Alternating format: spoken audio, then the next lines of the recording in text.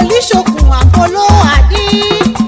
ìyẹ̀kẹ̀ òrẹ̀ òye ó mẹ́ka sú ẹ̀ka àwùrẹ́ ó gbé ọmọ àgbọ̀nrúgbà ọjà ọmọ ẹlẹ́yẹ òbí ń sáré Adémọ́lá òlé ìbàbára ní mọ́tì àmẹ́mẹ́ sí lọ ọmọ ẹlẹ́ràn gàngàn kò súnmọ́ ó kàn yìnbá oṣù tọrẹ ọmọ ẹlẹ́ràn gàngàn kò súnmọ́ ó kàn fòtòrùn sọ̀dọ́ rẹ̀ o ọmọ òyàn ọdún máa ó sèyí ìjọ padọ̀rún ní ọmọdé dàrírù ṣe ni màá sanra ọmọ Owóládé ọdẹ yá òkà àyàrá lè yé rẹ ẹyẹ kan bákà kan ìfò láyé kan ìlú lè àgbà òkan ọmọbò lítè yé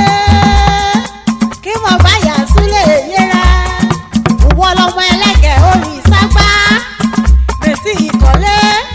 ọmọ àdọjà ìhọ sábẹ́ ògún ọmọ ọlọ́jà kan ọmọ òkùnkùn iná torí kan mọ́ bàárọ̀ jíjẹ́ bọ́ra ọmọ olóyin kò jèrè gún fèrèfèrè kóhùn sórí ọ̀tá ọ̀dà bí iṣẹ́ náà solúlé òyìn èwì ìwé àdó ọmọ apanájàre ọmọ amíkàrà sábẹ́ èwù jẹ́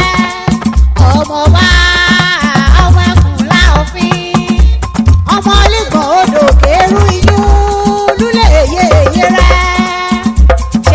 ṣẹ̀ nínú mọ̀lígbọ̀n odò kọ́dùn rọ̀rọ̀ jíyọ̀ o ṣẹ̀ nínú mọ̀lígbọ̀n odò kọ́dùn jóyin lọ oòrùn wá mi ò ọ́ ṣẹ̀ṣẹ̀ ẹnu kò mí ọmọ wa ọlọ́mọ wa jíjẹ́ ẹran ẹja ọmọ aláàbò àdìrú gbìnrín gbìnrín gbìnrín ní ṣọ́ọ̀ṣì o ọmọ àpàgbò ṣọ̀ṣẹ̀ ọmọ màlúù ṣọdún ìgbàgbọ́ ọmọ ọlọ́dún ìjọ mẹ́jọ mẹ́jọ ọmọ àbíkórè ìbíṣu ọmútún ọmọ ògbé bíbélì lérí ọmọdé rọ̀nà òsì òwúrọ̀ o ọlọ́run ọba mẹ́ àtẹ̀yìn lẹ́yìn rẹ̀ ọ̀yà rẹ̀ Dr. Eunice Ọlájùmọ̀kẹ́ Àkànkẹ́ àtìyàn ọmọ rẹ̀ Adédàmọ́lá Adérọ̀bọ́lá àti Adéwọ̀nú ọlá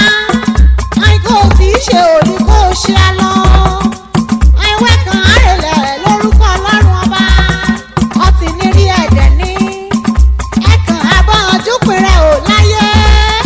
àyúnlọ àyúbọ̀ lọ ìyẹ́rùn ìlọ ìyálọ ìrẹ́kọ̀ ìyàbọ̀ ire wọ́n ire kété kọyẹ ọkàn àpò ọ̀dá torí àgbàrá mi ìkókò tó ọmọ Owóládé aláṣẹ Peace Global Auto ní Dallas Texas wọ́n àràjò gbèsàjò òwúrẹ́ àjò lọ akówálé aṣọ òyì rẹ̀mẹ̀ àfàyà òwe lọ túbọ̀ níyẹsí oríire rẹ̀mẹ̀ adìbàjẹ́ o bó ti wù kọ́ ọpẹ́ láyé.